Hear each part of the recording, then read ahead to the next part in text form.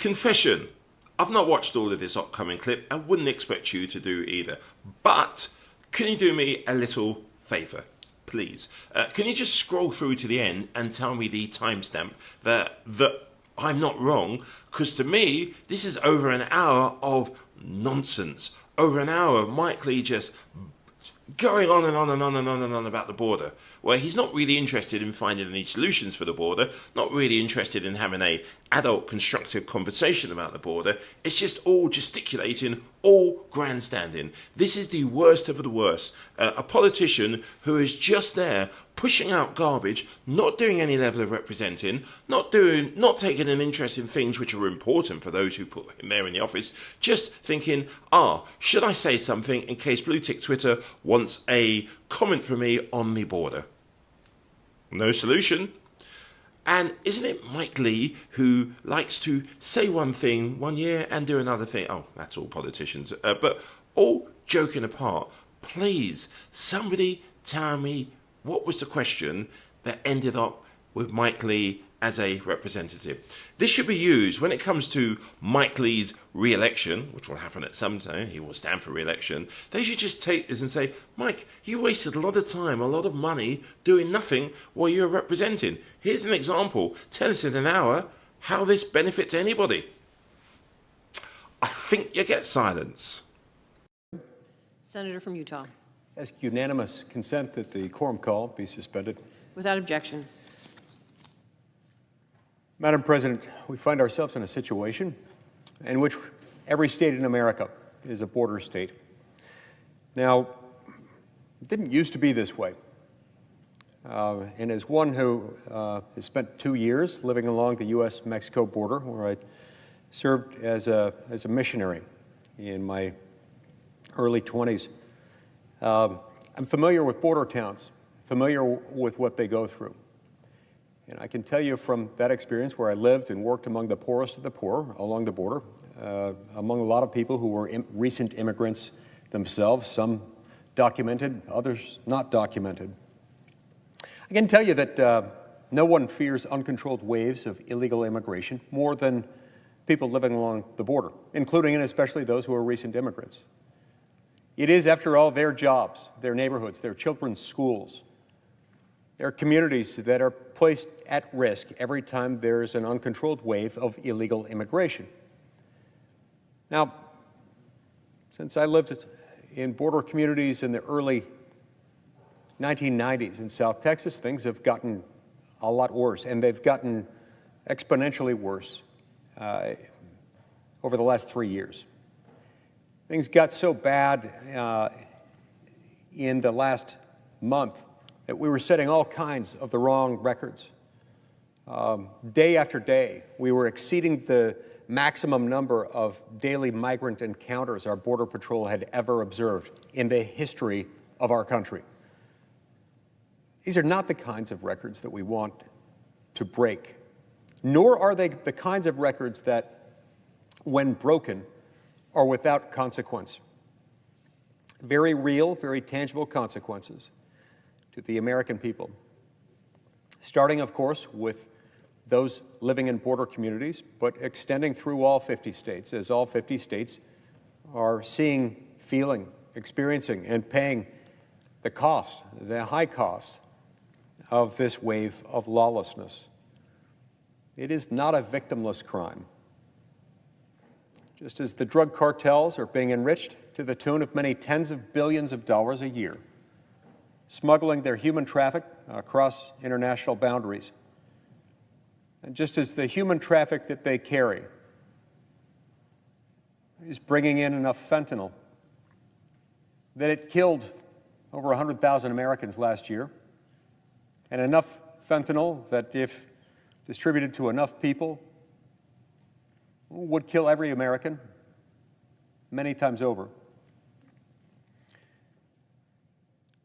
When that many people, we're talking somewhere in the range of 8 to 10 million people, maybe it's even more, enter a country unlawfully in such a short period of time, just 3 short years, there are all sorts of consequences to that, and among them happens to be the erosion of the rule of law. When that many people come into the country and their first experience with this country, their very entry into this country's borders, is itself an unlawful act, it doesn't bode well for the rule of law in America. It doesn't send a positive signal for what kind of country we're becoming. We've experienced that in every one of our states. We've seen crimes committed that should never have been committed because they were committed by people who should never have been in this country to begin with. And all this is before we even get to the question of who exactly is coming across our border. Our Border Patrol agents have observed all kinds of things in recent months and years, but especially in the last few months. People not just coming from Central America anymore, not just coming from Central and South America, but from all over the world, from all kinds of countries that you ordinarily wouldn't expect to be represented in large numbers crossing illegally across our southern border into the United States. Countries like Afghanistan, like Syria, like China, and many, many others. We've seen many hundreds coming across who are on the terrorist watch list, known terrorists. We've seen a whole lot of others. Many hundreds, by some measures, thousands who have likely entered, who are from countries and otherwise entering under circumstances that are cause for alarm. And yet this is going on with the acquiescence, some would say with the blessing, of a presidential administration which appears to have ordained this very result, invited it, and effectively guaranteed it. This has been really good for the drug cartels, Madam President, who have been enriched to the tune of tens of billions of dollars every single year that Joe Biden has been in office, every year. But it's been really bad for the American people, especially America's poor and middle class, and anyone living on or near a border or in any community where people have been displaced, or where people have been ravaged by the effects of criminal activity carried out by those who should never have been in this country to begin with. The problem got so bad over the last few months that the state of Texas decided that it had to act. You see, Texas has a really long international border at the southern end of its state. And along that border, the state of Texas saw areas that were being traversed constantly, and yet perhaps not patrolled as well as they would have liked. And these were places where there were no adequate barriers, natural or otherwise, could keep people out, but that the state of Texas knew that could be protected if barriers could be placed there. So the state of Texas started putting up barriers along some of these stretches of border. And in particular, along a particular 27-mile stretch of border. The Biden administration,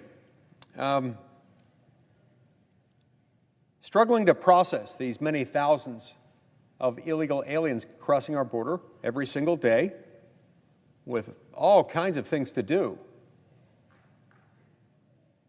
to try to stop this, or at least act like they're trying to stop it, or at least process them, or whatever it is that they've been ordered to do that day.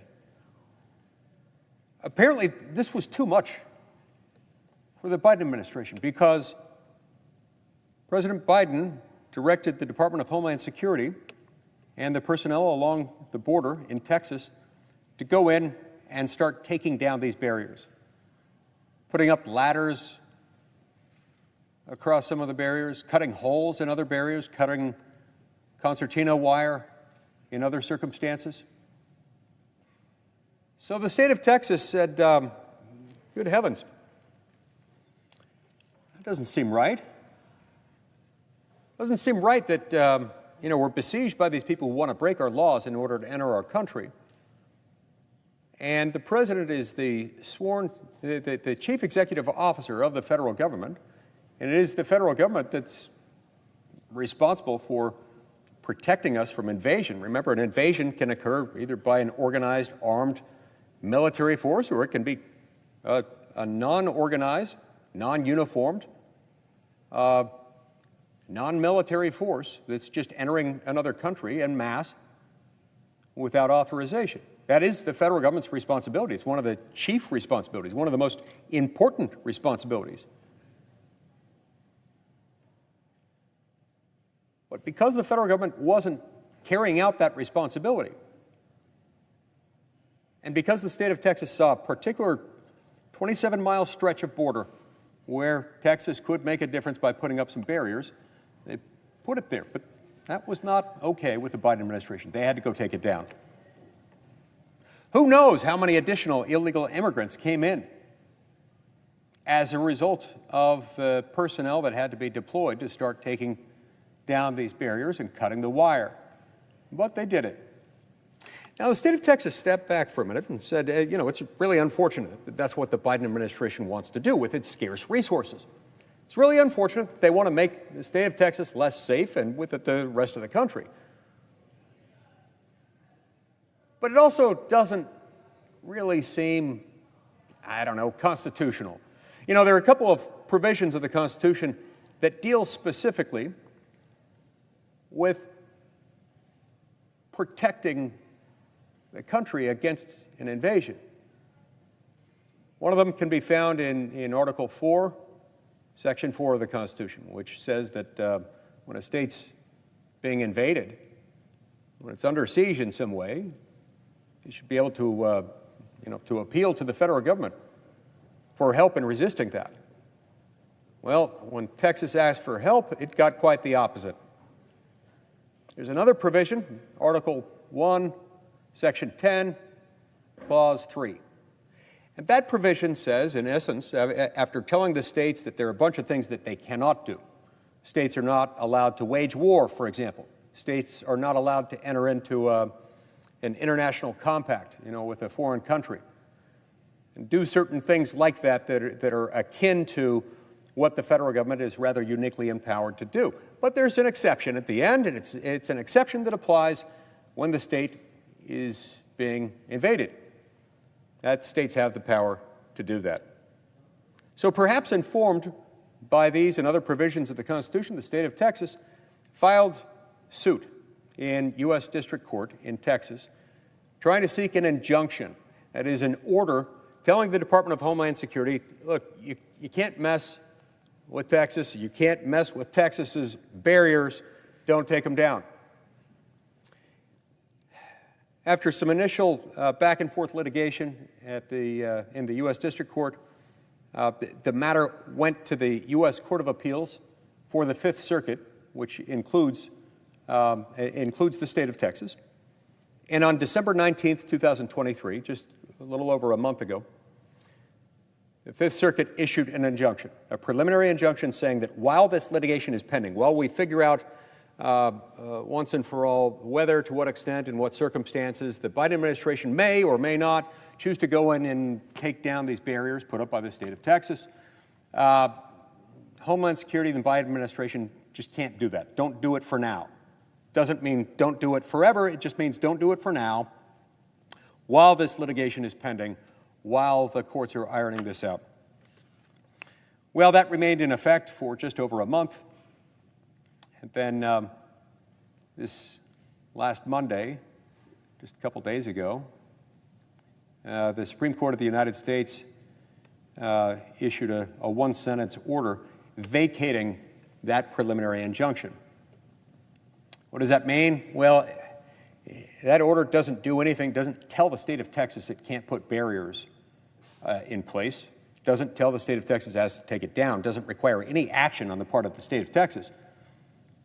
All it does is it gets rid of the order that previously was in place, telling the Department of Homeland Security and others within the Biden administration that they could not do anything to mess with the barriers put in place by Texas.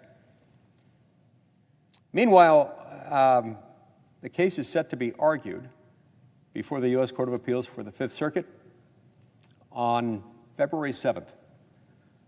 So at that argument, the court will consider, the appellate court will consider the merits of the arguments and eventually make a ruling. I hope, I expect, I would imagine that in a case of this import and urgency, the Court of Appeals for the Fifth Circuit will probably try to issue something within a few weeks. I would hope not much longer than that, maybe a month or two.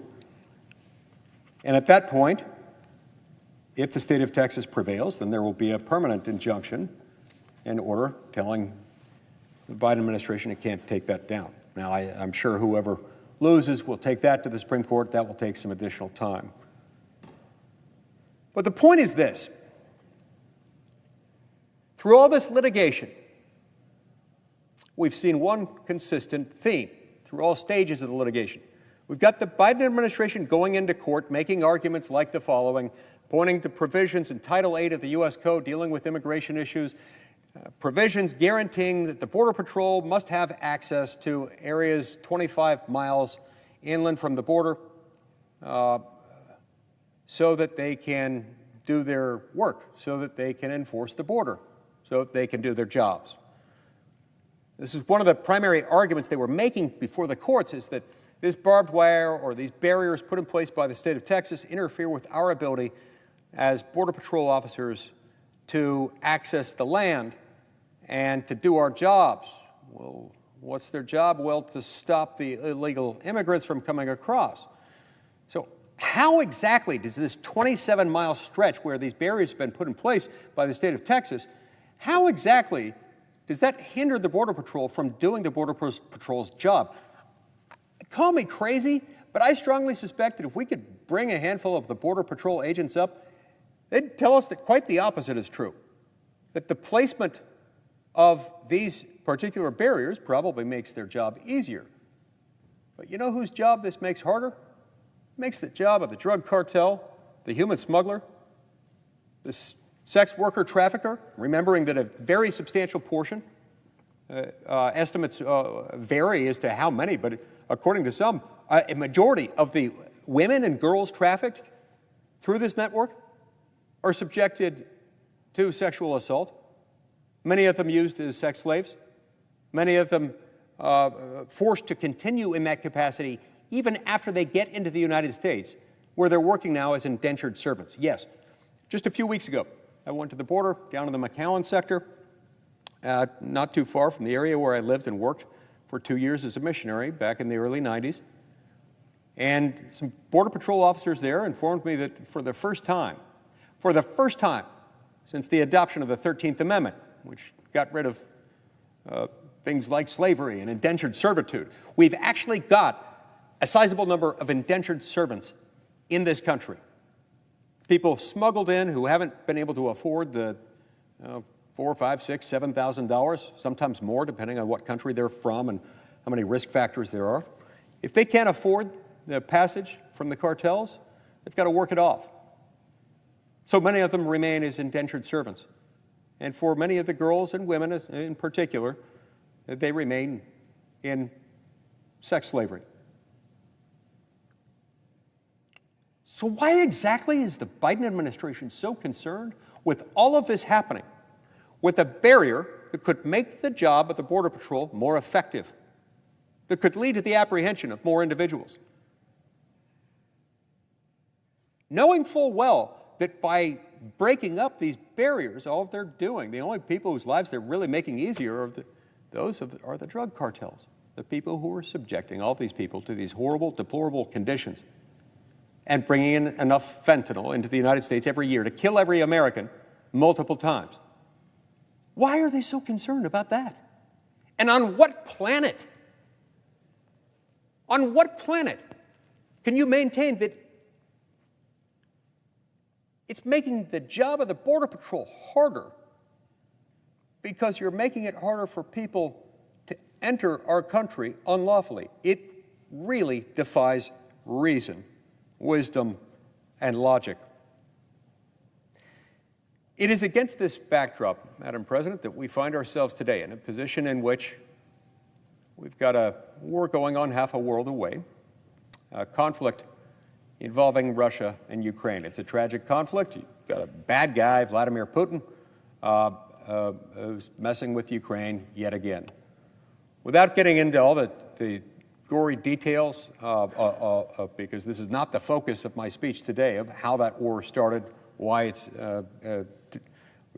been dragging on so long. There is a renewed push to send more U.S. assistance to Ukraine, to send some additional aid to Israel, and the votes aren't there to get it passed through both houses of Congress.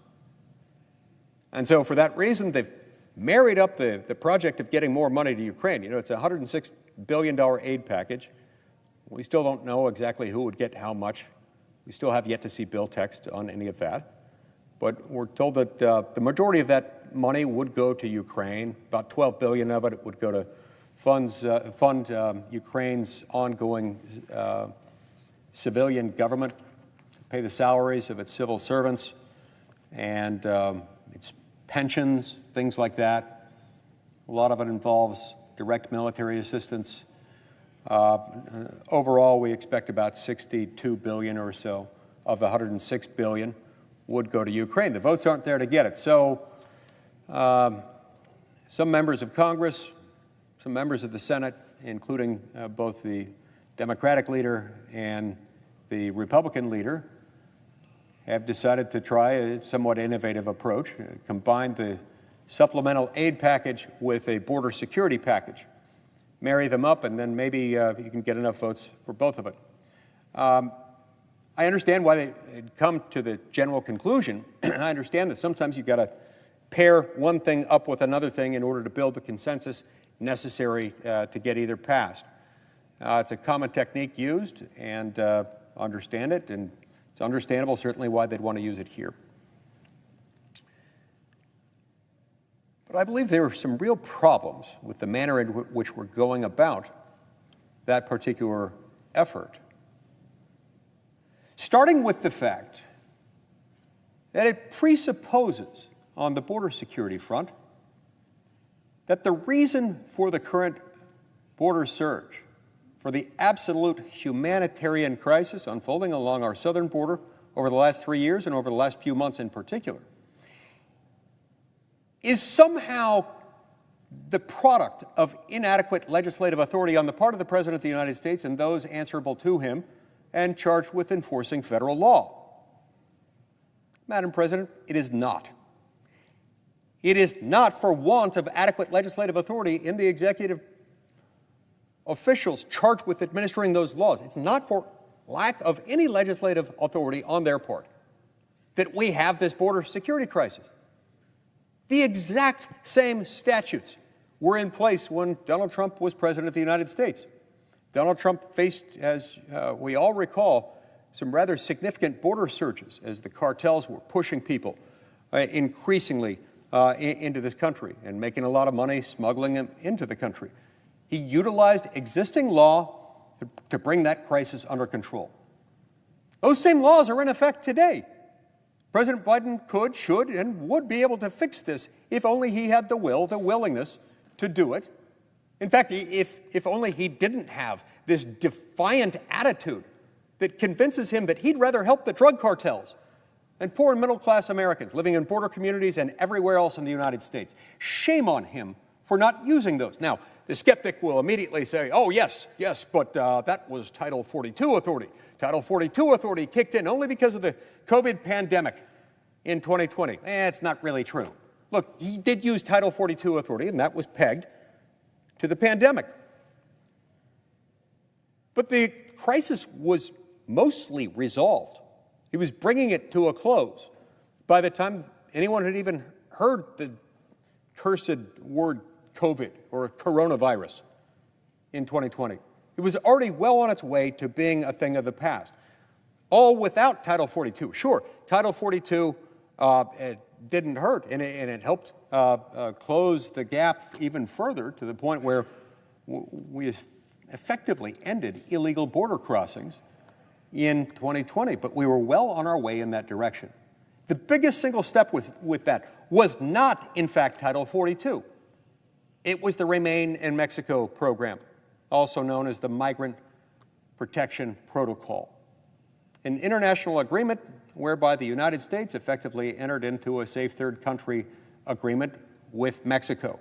If you cross into our southern border, into our country across our southern border by land, and thereafter claimed asylum, you were asked, where you were from, and you were returned back to Mexico because you were deemed eligible to apply for asylum in the first safe third country that you crossed into, or at least the country through which you were crossing before entering the United States. So they were returned to Mexico. Asylum applicants applying for asylum, appearing and crossing over land,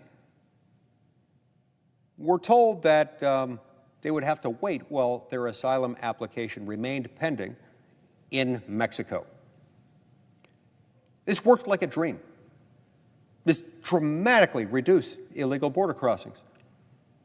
It took a significant amount of time by President Trump, by Secretary of State Mike Pompeo, by various Department of Homeland Security officials, and a number of other members of the President's team in order to negotiate the terms of the Remain in Mexico program. And once in place, it worked like a charm. It worked really, really well. You see, because this is where a lot of this migrant surge phenomenon comes from.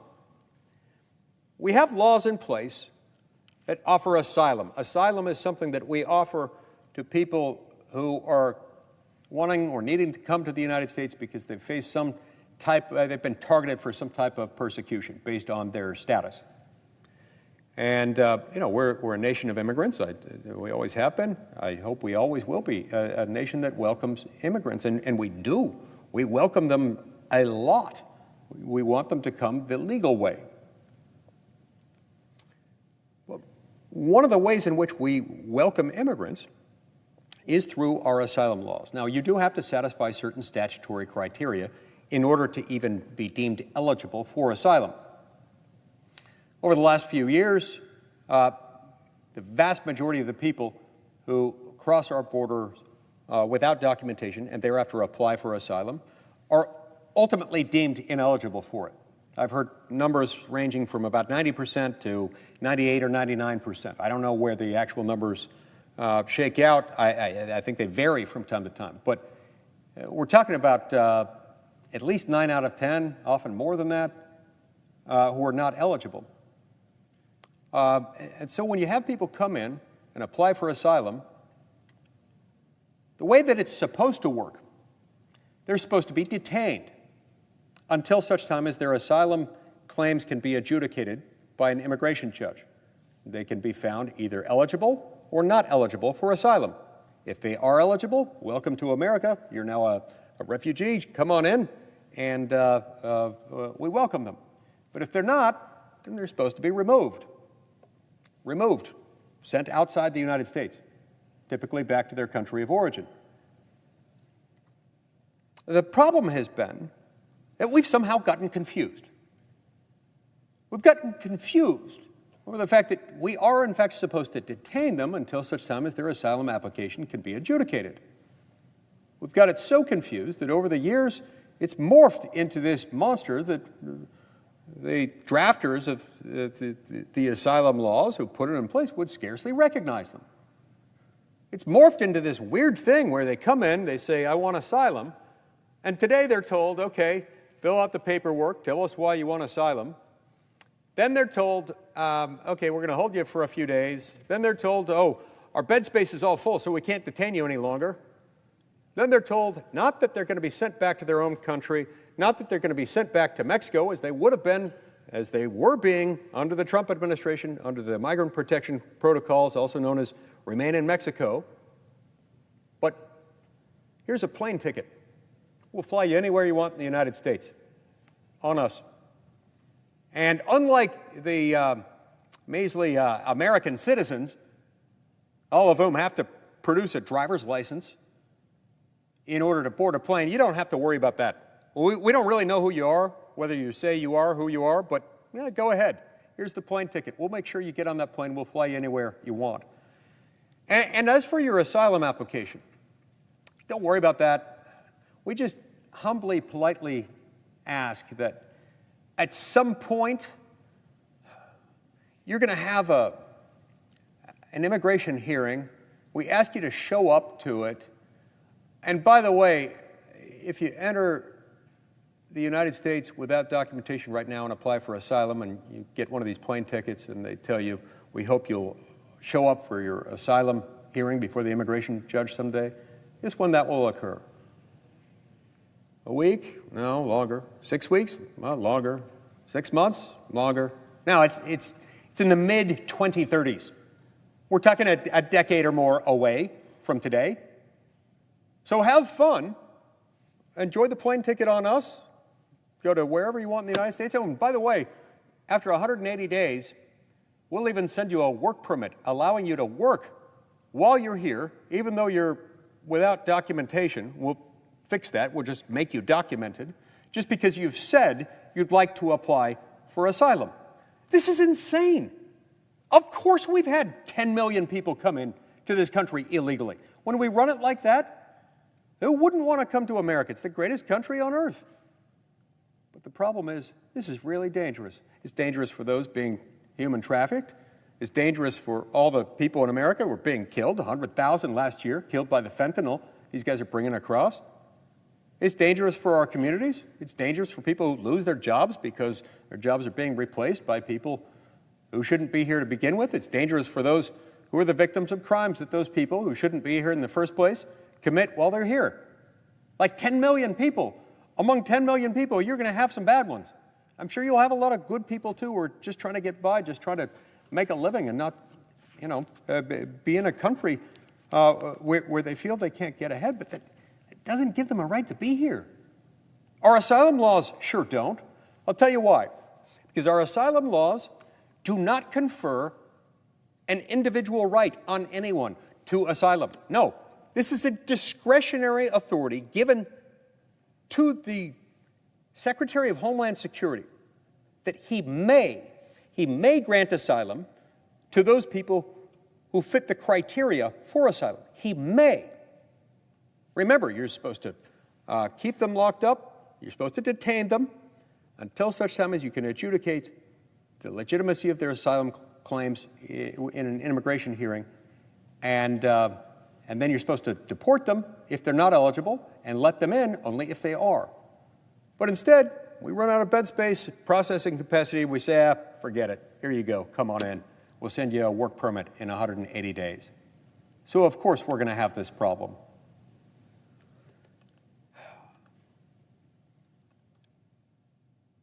Then, somehow, that wasn't even enough by itself.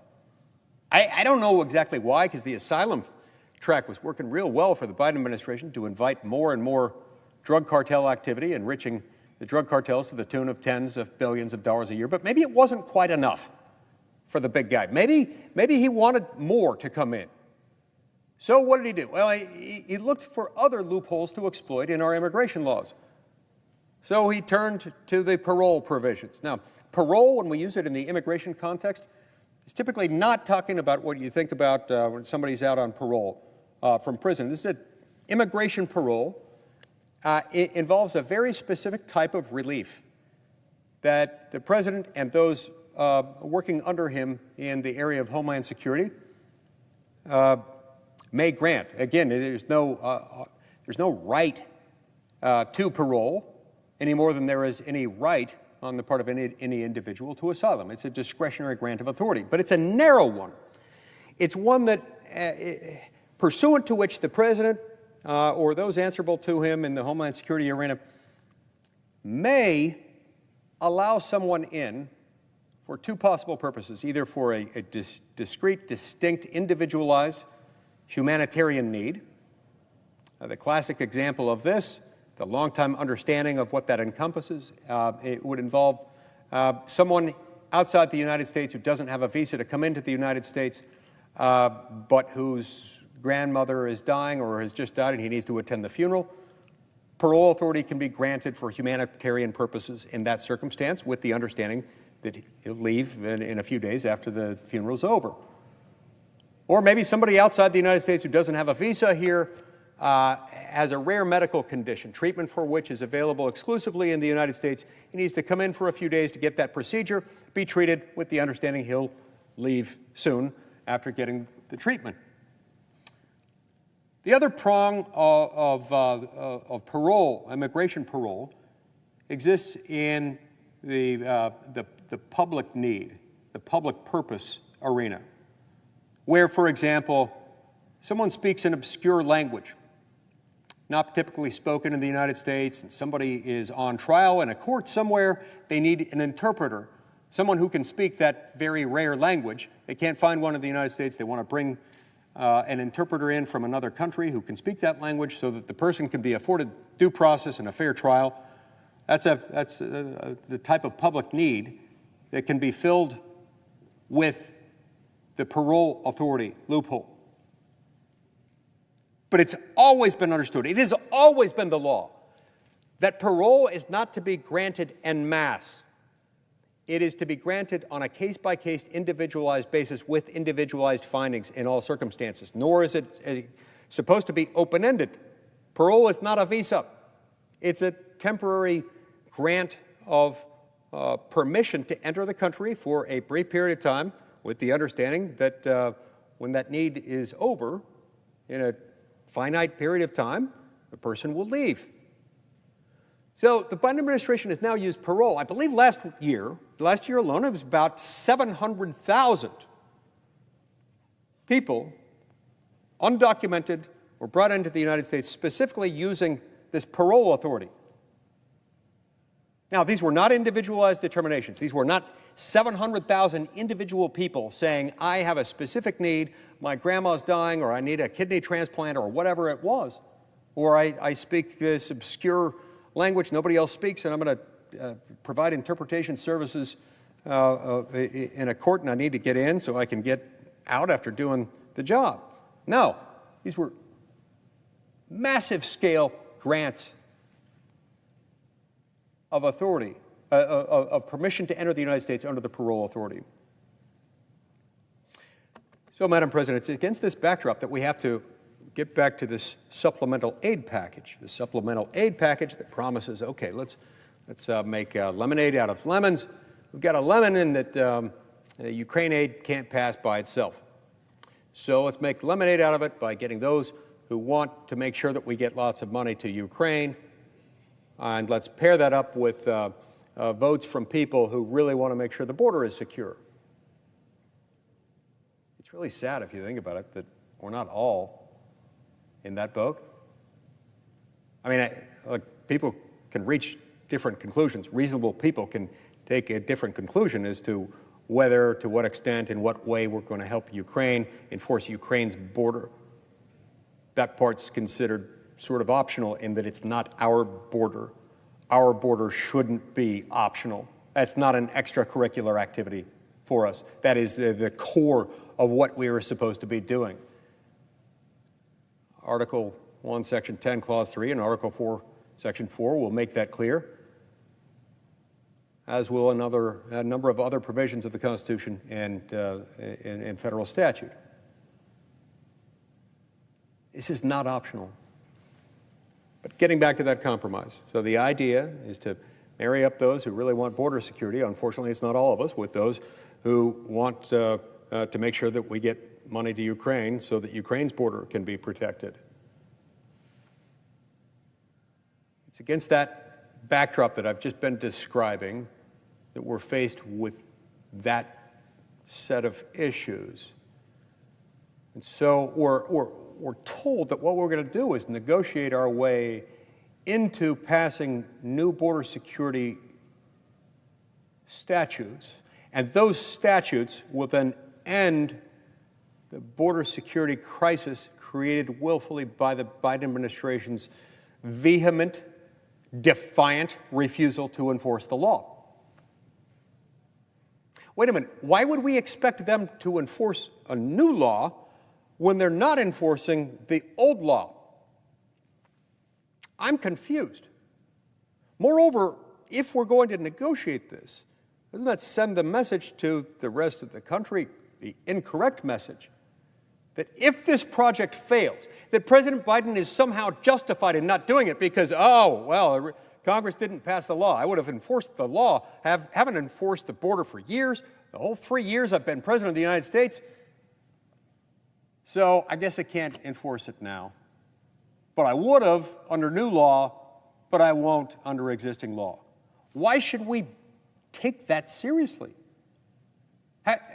And there are a lot of Americans who are looking at this, asking why we're willing to spend so much money on other countries and securing their borders, but not our own. How can we look those constituents in the eye? Knowing full well that, so far, according to the Heritage Foundation's estimates, this war, our support of this war, of Ukraine since this war started, the $113 billion that we provided, more than any other country on earth, by far, $113 billion of hard-earned American taxpayer dollars. That's real stuff. According to the Heritage Foundation, that amounts to about over $900 per American taxpayer on that conflict. Even at the height of the multiple wars that we were facing in 2008, where we were fighting wars in, not through a proxy, not just by providing military aid, but we ourselves were fighting wars in Iraq and in Afghanistan, and to a degree in Syria. Even that year, at the height of that conflict, the cost per taxpayer was somewhere in the range of, $700 or so. But just so far in the existence of this conflict, we've spent $113 billion already on Ukraine. And the American taxpayer is now being asked to spend another $62 billion on Ukraine when we still haven't secured our own border. And it's against that backdrop that we're saying, okay, then we'll negotiate into this new border security laws. Now, look, I would imagine there are a few of us who wouldn't vote for all kinds of things, wouldn't at least consider voting for all kinds of things if we were assured, if we really were certain, if we could see the future and predict with a high degree of certainty that if we voted for X, Y, or Z, whether it's Ukraine funding or something else, that the border would be secure and that it wouldn't be secure if we didn't vote for that thing. But I don't know how I can look my constituents in the face and tell them, yeah, we've got to spend this additional money here in order to get new laws so that President Biden can now enforce the border. When I know full well, and many of them know full well, that he could enforce the border now if he chose to do so. So I struggle with the premise of this at the outset, and I think it does send the wrong message. But the wrong message is only the beginning of my concern with this. The next step, we've got language that's been under negotiation, I believe, since October, November, December, and we're most of the way through the month of January. So we're like 4 months into this thing, into this negotiation. And yet we still have yet to see legislative text. It's a little frustrating. But what little we do know about it, what little we have been told, what little we've been allowed to see, I mean, I feel like a character in Oliver Twist, asking, please, sir, may I have some more, when I'm told just crumbs of details about what's in this legislation. What we do know is a little concerning, I'll be honest. So we've got the asylum problem, we've got the parole problem. As far as I can tell, there is no agreement at all. There's not even a hope of an agreement on the immigration parole issues, such that we would shut down the 700,000 or so people who were unlawfully brought in under parole authority in the last year alone. From my understanding, there is no agreement at all that would shut that down. And what discussions have occurred around parole deal with custodial parole issues involving some of these illegal immigrants, which is different than the immigration parole provisions that we're describing. So it doesn't deal with that. It does apparently tighten the asylum standards in ways that I'm told will be helpful, but in ways that I have yet to be able to evaluate because I haven't seen the text of the language. If it tightens the asylum standard, that might prove to be a nice thing to have. I don't dispute that. But is that what's going to make the difference between the utter defiant non-enforcement of our border and the laws that govern our border and the admissibility of individuals outside the United States who want to come into the United States? No. No, it doesn't. Because it remains the case today that asylum is a permissive grant of authority to the Secretary of Homeland Security and not a right on the part of any individual. And when the system's overwhelmed, the proper remedy should, in fact, be you're not coming in, we're shutting this down. I, the Secretary of Homeland Security, am declining to grant or process any more asylum applications until we can get this under control, so it's shut down.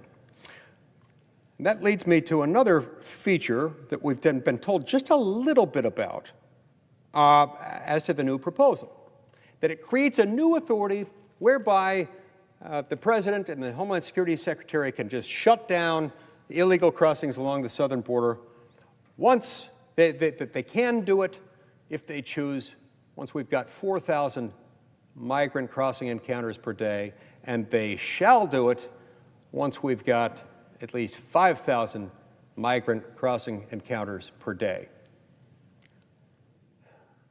It sounds intriguing. I really want to see this language. There are 1,000 different ways that could be written, and that too could be helpful. But there are things about it that also scare me to death. Things that, if they're written just a little bit wrong, could actually make matters worse. Let me explain. Let's suppose, for example, maybe, just maybe, this is written in such a way as to say, once we've reached 5,000 migrant encounters per day, that the requirement is perhaps, I don't know this, again, I'm having to speculate because they won't share the language with me or with anyone else, we will not process any more asylum applications once we have more than 5,000 migrant encounters per day. Let's suppose that that's what it says. If that's what it says, and that's a change compared to existing law, that would seem perhaps to change the assumption, and not just the assumption, but the reality that this is a permissive grant of authority. And once you say you may shut that down only after you've reached that level, then at that point, you've changed the may-shall nature of asylum. And the government's not required to stop processing them, if that's how it's written, until we've achieved that 5,000 migrant encounter per day number. By the way, that's a lot of people. That's a lot of people. A lot of people live in communities that are a fraction of that size. Cities or towns that are smaller than that. And when you multiply 5,000 people by 365 days, it comes up to 1.825 million people a year. That's a lot of people. Is this just resetting the norm? Saying that until that point it's not really a problem? I don't know, because I can't see the text, but it certainly could mean that. And by the way, even once this authority kicks in, this authority to supposedly shut down the border, or in whatever capacity, whether through asylum, parole, or whatever other means they throw in there, they limit the number of days in which that can remain in effect. I believe the authority, as it was explained to me, would apply for up to 14 consecutive days. And what, then they have to reopen it, regardless of whether the number of migrant encounters has dipped meaningfully? I don't know. But it gets even worse than that. They set a maximum number of days in every year that the border can remain shut down under whatever weird construction they've adopted. Initially, I'm told it's 275 days per year. That's the end. At that point, let's suppose you've made it through 275 days total in a particular year of the border being, quote unquote, shut down, not being able to process more asylum applications or parole or exercise of parole authority or whatever it is. But on the 276th day, all the way through the end of day 365, it's immigration Mardi Gras. It's carnival ride. It's everybody on board the fun train. This is going to be great, and the cartels are going to make even more money. And they say, well, the cartels won't put up with that. Nonsense. The cartels are sophisticated enterprises that make tens of billions of dollars a year just on Joe Biden alone. You're telling me they're not going to calendar around this thing to make even more money? I've got a bridge to sell you if you think they're not.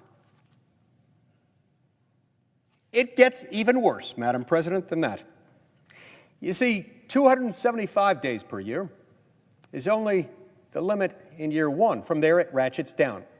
By the second or third year, it ratchets down to a maximum of 180 days a year that the border can be deemed shut down under this new authority. Why in the Sam Hill would we agree to that? Why would we do that? Why would you want to limit less than half of the total number of days in a year, regardless of what's happening along the southern border, the time in which that border authority can be deemed shut down? I don't understand it. And it gets even worse than that, Madam President. With regard to parole authority, the number 180 appears apparently in this legislation not once but twice. Once, in the one that I just mentioned, maximum of 180 days that the border can be shut down under this new authority that apparently allows them to stop processing asylum applications, which they already have the power to do. But it appears a second time. You see, currently, there's a 180-day wait between the time an asylum application is processed and then given the plane ticket to the destination of their choice in the United States, on the plane that they can board without providing any documentation of their identity, not even a driver's license from their home country, just get on board. 180-day wait from the time that they board that plane until the moment they receive their work permit, which they really shouldn't have, because we shouldn't be processing them and letting them in unless or until such time as they've been deemed eligible for asylum and granted asylum, but whatever. They're at least given this 180-day mandatory wait period under current practice. They get rid of that in this proposal. No 180-day wait. You show up, and as long as you're not in one of those 180 days a year when it's going to be shut down, we'll get you processed, and we'll send you away from that detention facility before you board the plane with your work permit already in hand. This is nuts. Absolutely nuts. Now, look, I have great respect for my colleagues who are trying in good faith to work through this. I love my colleague, the senior senator from Oklahoma, Senator Lankford, one of my favorite people, not just in the Senate, one of my favorite people, period. I know he's doing the best job he can, and he's working under strict orders, not of his own choosing. I have deep respect for him. And that remains despite any differences we may end up having on how we vote on this legislation. Nonetheless, I don't understand. I don't understand in part because they haven't been willing to share the text with me when I ask why we can't see the text. See, that's typically something we do because we make laws here. That's our job. We make laws. Laws consist of words. Words have meaning. We need to see the words well in advance of the time when we plan to pass them. But when I'm asked for legislative text on this one, I'm told, well, it's not all in one place. It's in lots of different documents. Well, that's fine. Look, for many years, as a lawyer, I was constantly dealing with documents that we were putting together that contained input for many, many lawyers, and I had to deal with 5, 10, 15 different documents at one time, try to synthesize them all. We can handle that. Everyone here can. Those who have practiced law or engaged in some other occupation have had training that allows us to read and understand things, and we've got smart people who work for us who can help us put it all together. But no, we still can't see it. So anyway, my point is, I've got great respect for Senator Lankford and absolutely love the guy. But I've got deep concerns with what little I know about this, and this is all I have to go on. See, I hope he can understand my frustration with the process that tells me I can't see it, even though I know darn well a day is going to come when, if they get a deal, we may not have much time to review this thing. It happens from time to time. When the law firm of Schumer, McConnell, Johnson, and Jeffries, as it's currently comprised, spits out legislation, and we're given hours or maybe a couple of days to read it, that's not cool. Happens all the time with spending legislation. It shouldn't. It's a barbaric practice. It's exactly why we're $34 trillion in debt. It should never happen when we're dealing with something as fundamental to our safety and security as this legislation. Put it in context, Madam President. The last time we undertook a major border security or immigration law overhaul, about a decade ago, we had that pending before the Senate Judiciary Committee in markup for an entire month. Judiciary Committee markup usually takes an hour or two, sometimes 3 or 4 for a really long one. This one took a month because this stuff is really complicated. And so it's staggering to me that they'd even consider rushing this through if and when they have a deal. Other things that concern me within what little we know about the legislation. I'm told that there will be 50,000 additional new immigrant visas granted in this provision.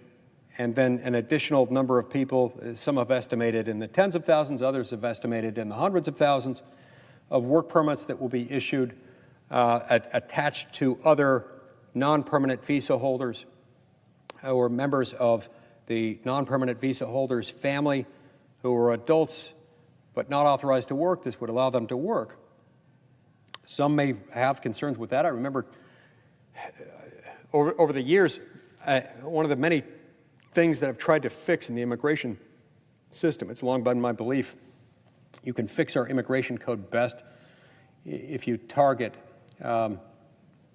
each particular issue as narrowly as possible. Don't lard everything up all in one bill or else the thing's going to fail.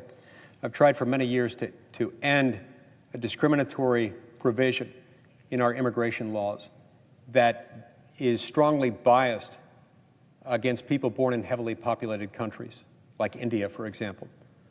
If you had two immigrants who were eligible for an immigrant visa, whether work-based or otherwise, but for the work-based immigrant visas, you had 2 people equally eligible for a visa. One was born in Luxembourg and the other one in India. The person born in Luxembourg, just by virtue of the fact that that immigrant came from a small country with a small population, might have that visa application processed and be in the United States in under a year. The person from India might be on a waiting list for 80 years, simply because of this discriminatory feature put in place, most likely for racist reasons many decades ago, to keep certain people that perhaps the race-minded lawmakers, the racist lawmakers at the time, might have considered undesirable. We've been trying to fix that for a long time. We finally passed something out of the Senate a couple of years ago that fixed this. It was a miracle. It took forever to get this done. I've been working on it for about a decade. Should have been a real layup pass to pass in the House because there were 350 co-sponsors of the same legislation in the House, and they couldn't and wouldn't get it done.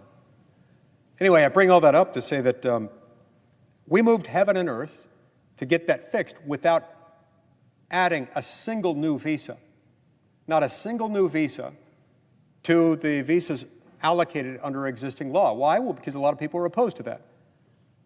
Now, I was falsely accused at the time by people who misinterpreted it as granting all kinds of new visas. It didn't grant a single new visa because we knew that would be very controversial. So to add 50,000 immigrant visas and perhaps tens to hundreds of thousands of additional work permits on top of that is not going to be non-controversial. You add to all of that the fundamental fact that Joe Biden could end this border security crisis right now. he could do it. First, stop taking down the barrier in Texas. You're embarrassing yourself and you're endangering our country. Don't do that. You know better. Shame on you, sir. Secondly, after he does that, he could and he should restore the Migrant Protection Protocol, the Remain in Mexico program. This was in place the day Joe Biden was sworn into office. Back in January 2021, he was doing great. President Trump handed over the cleanest border we've had in many decades to Joe Biden, and he messed it all up with a stroke of a pen. He backed out of the Remain in Mexico program. He canceled it. He was later ordered to reinstate it after some lengthy litigation, concluded that he acted unlawfully in getting rid of it. He continued to drag his feet. To this day, he hasn't done it. He could do it. He won't, but he should. And I ask him to reconsider today. But, Madam President, the fact that he's not doing this indicates that he and those who stand with him in this body are not acting in good faith. They're not negotiating in good faith. They must not be deemed to be good faith negotiators on this issue. Why? Because he refuses to enforce the laws that he has.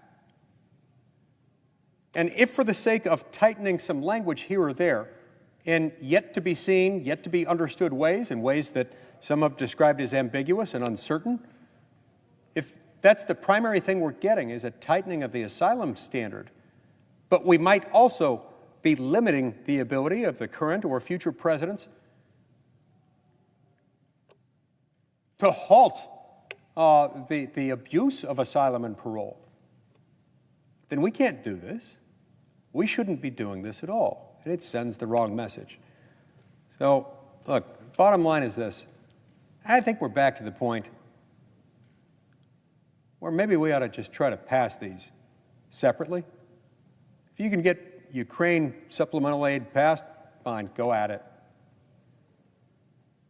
If you can somehow come up with a deal that actually closes the border security gaps and actually forces the president's hands and places some accountability on him, then I'll consider that too. I may even vote for it if I think it fixes the job, notwithstanding the fact that I've got concerns about sending another $62 billion to a country where we've already spent $113 billion, $900 per U.S. taxpayer.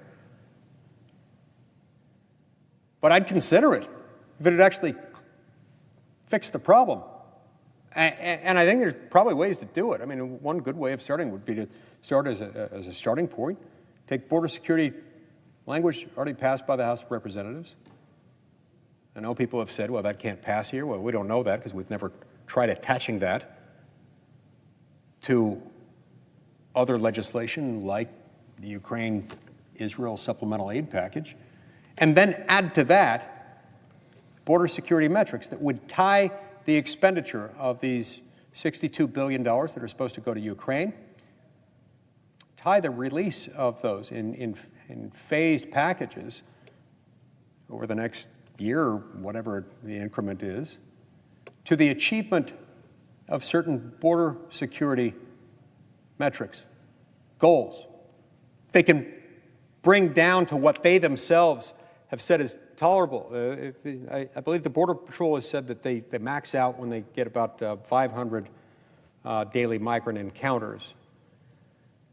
If we could reduce it down to that, and the administration starts enforcing the law and actually starts refusing to let people in after they can no longer process them, and reinstates the Migrant Protection Protocols, the Remain in Mexico program,